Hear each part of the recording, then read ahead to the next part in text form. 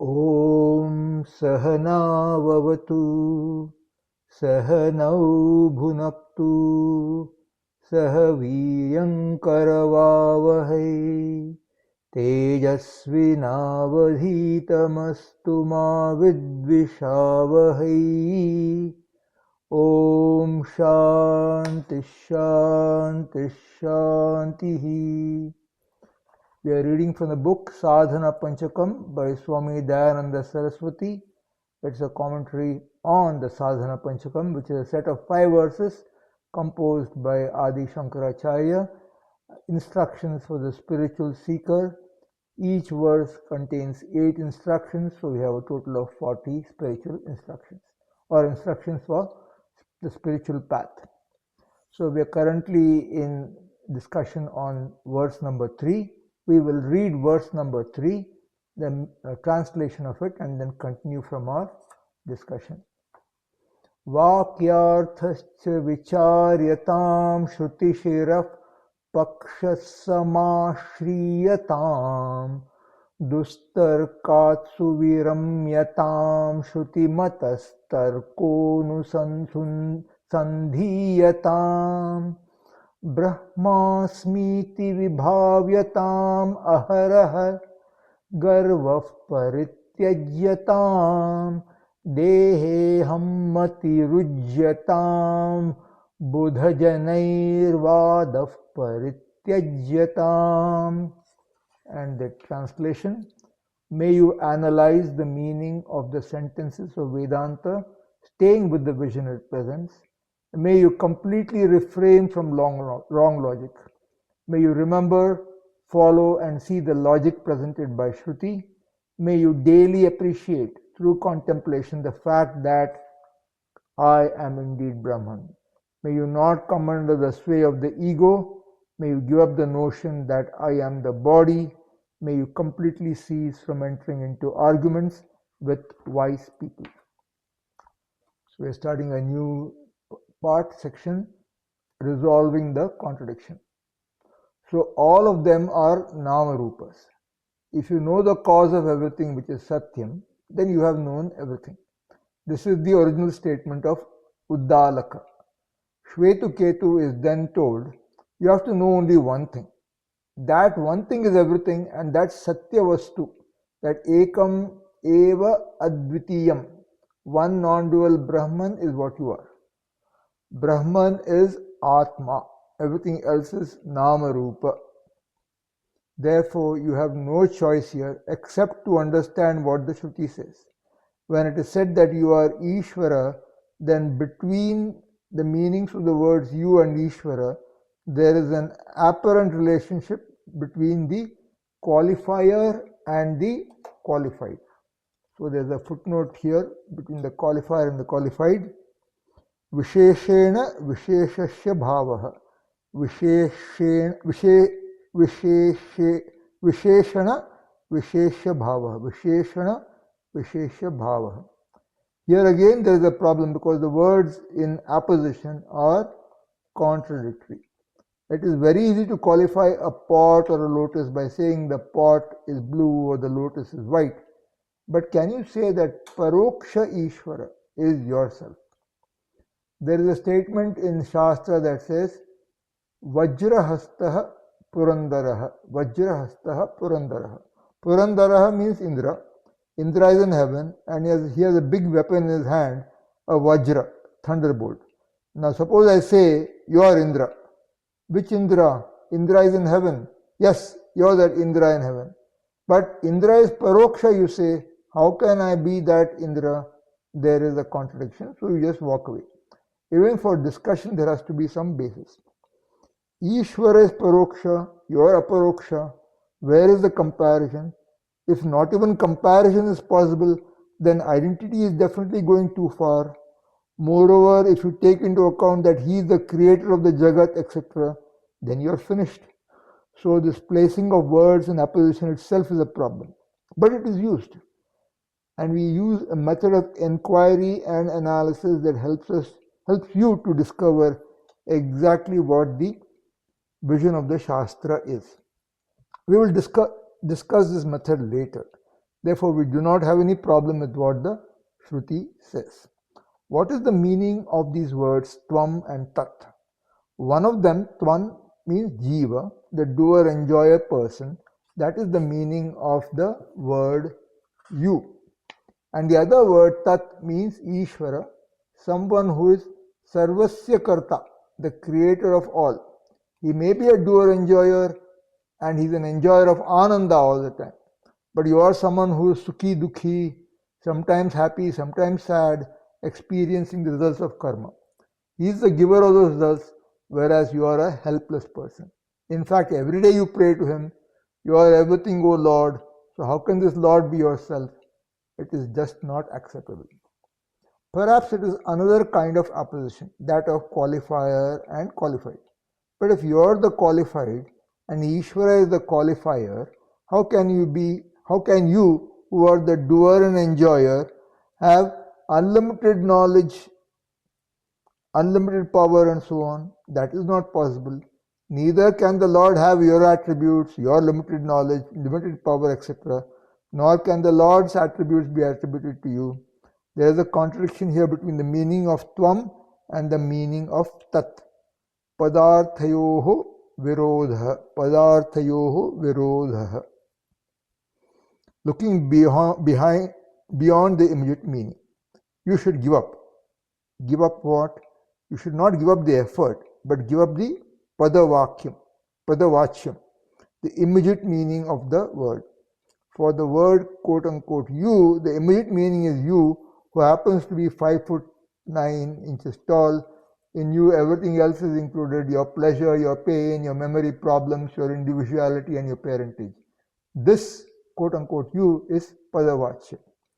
In the sentences Soham, I am that, Tattvam Asi, you are Ishvara, the opposition is there, but it is impossible because the meanings of the two words are contradictory. A qualified relationship is also not possible, but the opposition is there, and thus there must be a meaning. What is the meaning? When we analyze the Shastra, we understand that it is not padavachyam, the direct meaning that is intended, rather the pada lakshyam, the implied meaning. This understanding is because of the statement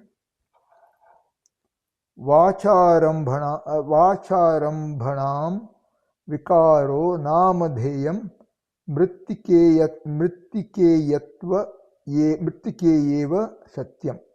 So Vacharambhanam vikaro namadheyam mrittikeyeva satyam. The footnote here which says, refer to footnote for number 54. So let's find footnote. Yeah. So there's which uses the Sanskrit form. Vacharambhanam vikaro namadheyam mrittikeyeva satyam. Which means all the nama rupas are mithya, dependent realities. This being so, Satya Vastu is only one non-dual reality. Ekameva advitiyam vastu. Ekameva advitiyam vastu. Advitiyam vastu. Therefore, all the differences become mithya. When you say, I am a karta, a doer, on what basis do you say that? The doership is because you are talking, I am talking. Or I am sitting, therefore I am a doer. Or I am walking, thinking, and so on. Now consider that very action that you are doing. Are you aware of it or not? Yes, you are aware of the action. It is because of the action alone that you have a sense of kartrutvam, doership. Without that action, there is no kartrutvam. And you are aware of that action itself. If you are aware of all the actions, then who are you? You are not the doer. You are the one who is aware of the very act of doing. Therefore, the Tvam Pada Lakshya, the implied meaning of the word you, is Shuddham Kevalam Chaitanyam, pure consciousness alone. Shuddham Kevalam Chaitanyam, pure consciousness alone. Who are you? What we are doing here is an analysis of Vedanta Vakyas. You must first ascertain the meaning of the word you, Tvam Padartha. Therefore, when I point at you with my index finger and say that you are seated here, what do I mean? I mean the one who is sitting here. So, quote unquote, you means the body, the physical body. You indicates only what is sitting. That, quote unquote, you is the body. You seem to be hungry. Still my finger is pointing at you. What is hungry? Is the skin hungry? It is not the anatomy that is hungry, but what is known as prana, the vital force in the body. Till, quote unquote, you continues. So, you are seated here, you are hungry, refers first to the body, then prana. Then you seem to be restless. What do I mean? I mean the mind. It looks as if you did this. You now is karta, vijnanamaya, the doer. Then afterwards, if I say you seem to be ignorant, the you becomes ignorance. Now suppose I say that you are aware of ajnanam, ignorance. You can only respond yes. So when this finger is extended, first it goes and stops at the body, then it penetrates the body and goes to the prana, then further to the mind, then to the karta, and finally to ajnanam also. Then afterwards, where does it go? It finally goes to chaitanyam, consciousness. Can it go beyond that chaitanyam? Some people are fond of mystic language saying things like, it is beyond consciousness. It is north of the North Pole. But is there anything beyond consciousness? Even your concept of quote unquote beyond is within consciousness. Nothing is quote beyond unquote consciousness. Nothing is beyond consciousness. There is no such thing as quote beyond consciousness unquote. Beyond is in terms of time, space and object. You can say something is beyond an object because it transcends an object. But time itself is not separate from Atma. Space is not separate from Atma. Any object is not separate from Atma. Yet Atma transcends all of them. There is no quote unquote beyond. If Atma is beyond the world, then the world is beyond Atma. If one is beyond the other, then the other is also beyond this one.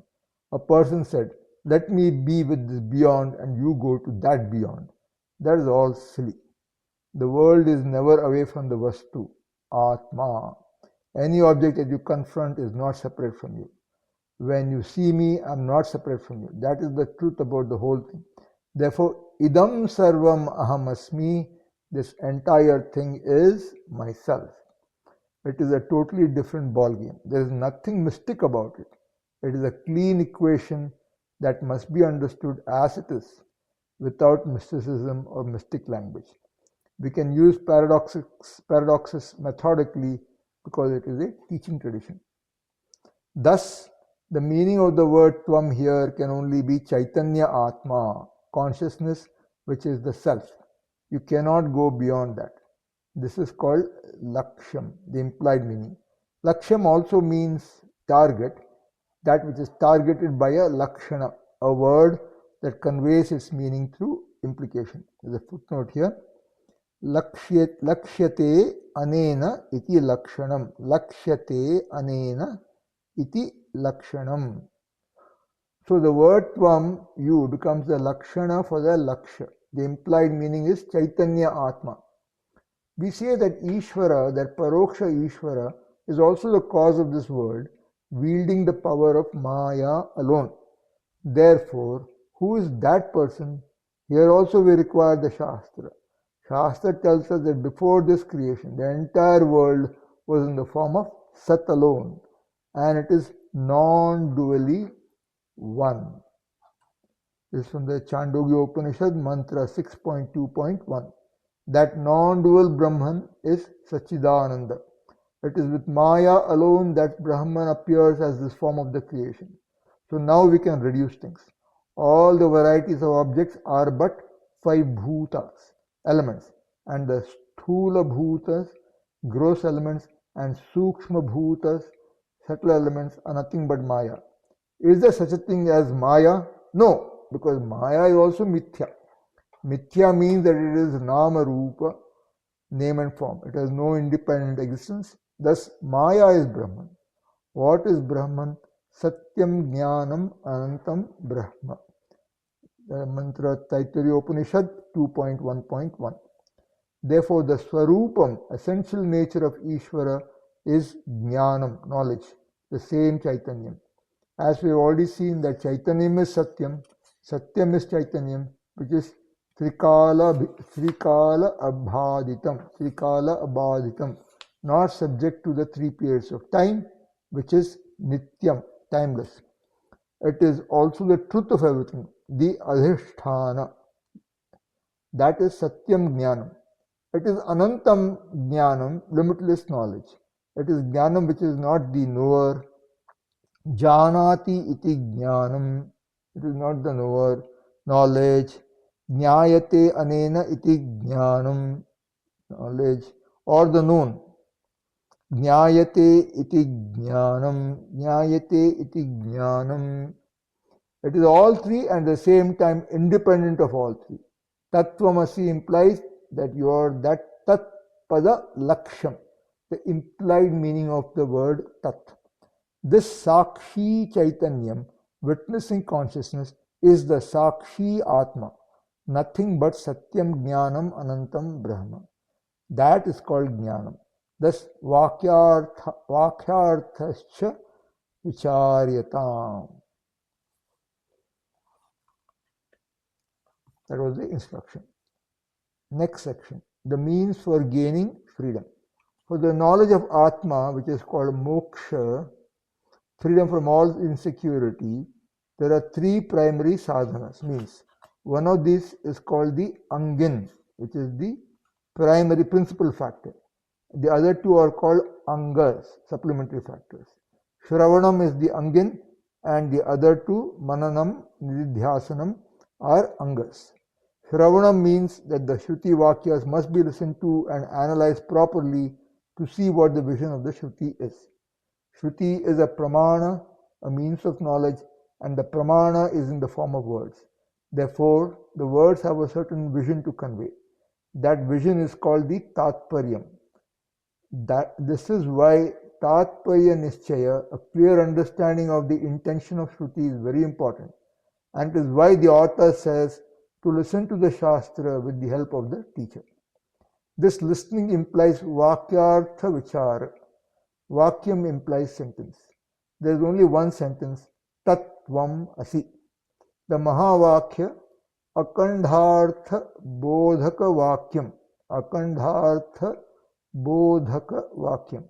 The sentence that reveals identity between Jiva and Ishvara is found all over the Upanishads. People say that there are 4 Vakyas, but in fact there are more than 400 Vakyas. Any verse that equates Jiva to Ishvara is a Mahavakya. Mahavakya does not mean it's a long sentence. It means it is an Akandhartha Bodhaka Vakya, a sentence that reveals identity oneness between Jiva and Ishvara. The Mahavakya is a sentence of equation, and the equation itself is a necessity because of seeming difference. If there is no seeming difference, you do not require an equation such as 10 is equal to 10. But here there is a seeming difference between Jiva and Ishvara, and yet there is identity. The identity is visualized by the Shastra. You must gain its vision, that's the Tatparya, and therefore Vakyarthascha Vicharyatam, the sentences must be analyzed.